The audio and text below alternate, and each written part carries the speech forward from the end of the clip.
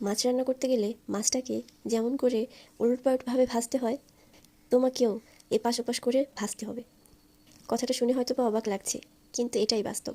নিজেকে যদি মাছের মতন করে এপাশ ওপাশ ভেজে নিতে পারো, তাহলে সহজেই কেউ তোমাকে অপমান করতে পারবে না, কেউ তোমাকে কথা শোনাতে পারবে না, কেউ তোমাকে হেয় প্রতিপন্ন করতে পারবে না। তার জন্য একবার হলেও নিজেকে আগুনের তাপে এপাশ ওপাশ করে ভেজে নাও।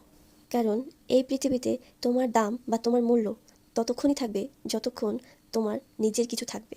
যদি কিছু না থাকে তাহলে বুঝবা তুমি পৃথিবীতে মূল্যহীন। যার নিজের বলতে কিছু নাই, তাকে কেউ পাত্তা দেয় না, তার দাম সমাজে খুবই নগণ্য। তাহলে বুঝে নাও তোমার লাইফে তোমার সফলতাটা ঠিক কতটা গুরুত্বপূর্ণ।